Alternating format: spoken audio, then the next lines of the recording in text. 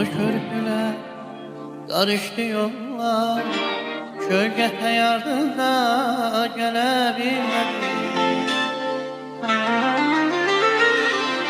Ne kadar reddettim seni yoluna, senden başkasını sevebilmedim. Unuttum dedim, var idi sözüm, dediğim yalana inandım özüm. Ben giden yollara dikildi gözüm.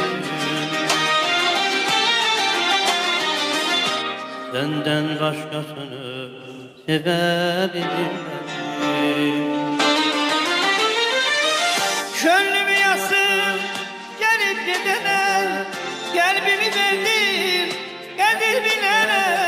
Sevmedim üzüldüm beni sevene, senden başkasını sevebilmedim. Gönlümü yastım gelip gidene, kalbimi verdim kadir bilene.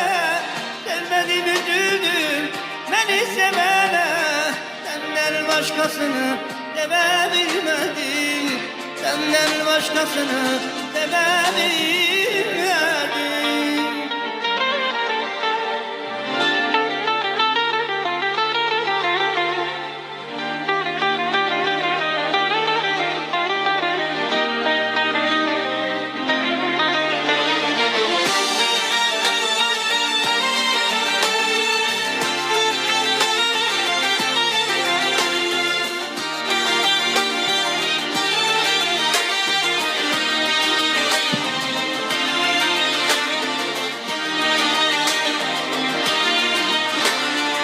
Çok attım günahı senin boynuna, taş güldüm düştüm şeytan oyununa.